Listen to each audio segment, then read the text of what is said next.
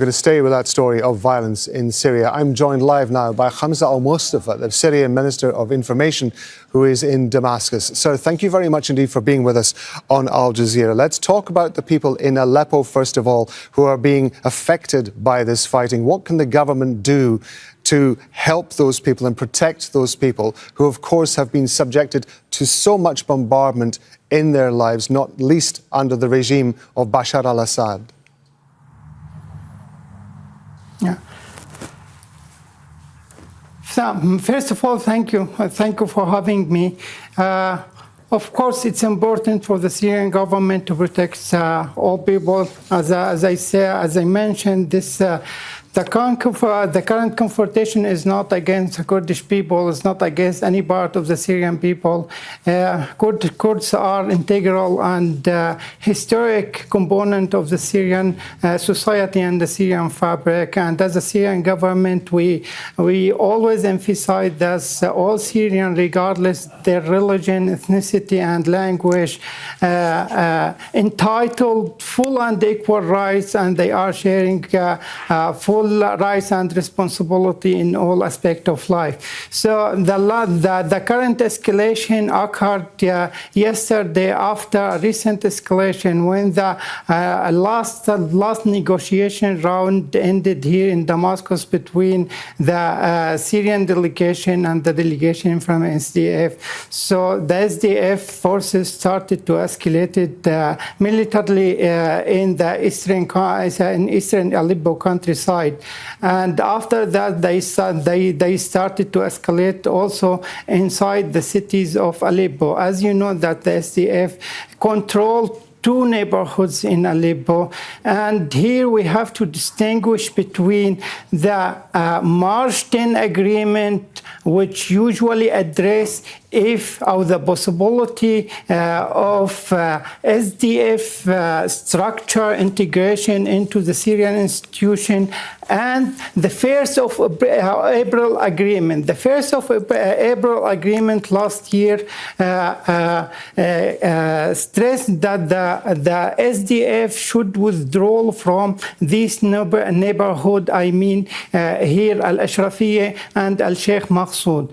And SDF claimed that they withdrew all the troops from this neighborhood. However, this agreement have been violated by SDF more 100 times, resulting killing of more than 20 people. So that after that and after the escalation, and after a demand from the local community that the government should play its role and protect the people. So, and as you know, that's an urban city and major city like Aleppo cannot function under consistent threat for the daily life. So that's why the Syrian army started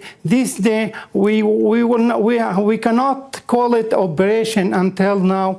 It's kind of security measure in order just to protect the Syrian people, Kurds and Arab and Turkmen in this neighborhood.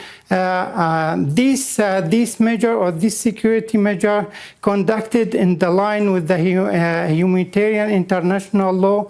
For example, the civilians were given a warning and enough adequate time to evacuate, and also 2 humanitarian corridors were open in order to passage out of the civilian out of this neighborhood.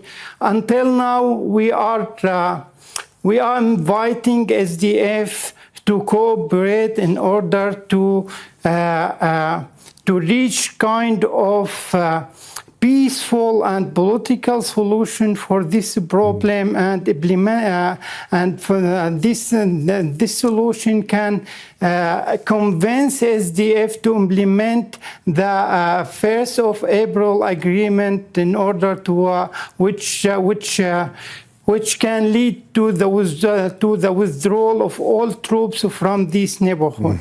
President al-Shara, since he took office, has been trying to amalgamate power. He and his administration have been trying to quell tensions and their stated aim is to bring Syrians and Kurds and everybody within the country together. What does violence and attacks like this mean for those efforts? Sorry, I'm not able to hearing you. Can you repeat the question? Yes, certainly I will. Please? President al-Shara, since he came to office, has been trying to amalgamate power. He's been trying to pull the various factions and the people of Syria together.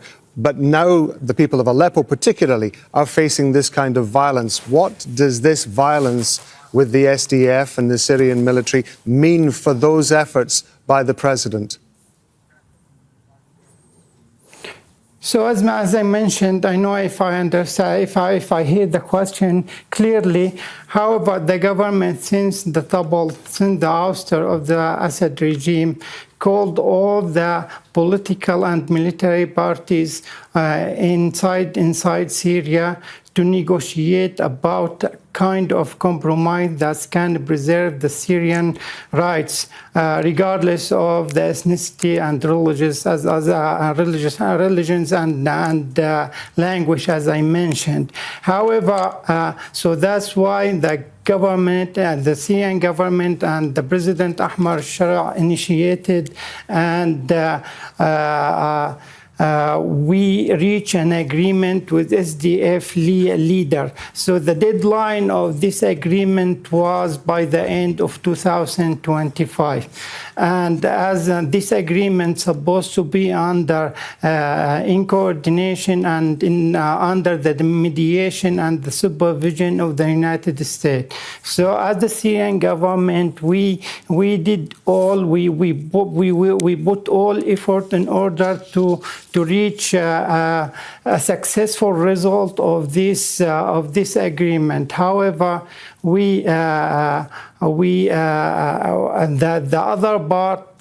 another part, and I mean here SDF, just try to buy time and put pressure on the government in different critical juncture, just to not to reach and always talk about the details and trying to invest in different paths rather than reaching a peaceful solution. In that way, as a Syrian, as I mentioned, we prefer always a peaceful and political solution. But however, our security need to be preserved. So that's why sometimes we're taking some security measure on the ground. Minister, let me ask you, though, if it is not possible to find a negotiated solution to this crisis, what is the risk, do you think, that this violence could spread across the rest of the country? As I told you, so we are differentiated between what is happening in the city of Aleppo and what is happening in the eastern part of the country. As I mentioned, I distinguish between the 1st of April agreement and the March 10 agreement. March 10 agreement address the negotiation between the government and SDF. And until now, as a government, we are waiting a response, a positive response from SDF in order to reach a peaceful and negotiated to reach a compromise, win-win situation for all parts in Syria. However, but this what is happening now in the city of Aleppo, this is a totally different from the 10 agreement path, the March 10 agreement path. We are talking here about an agreement has been signed and need to be implemented.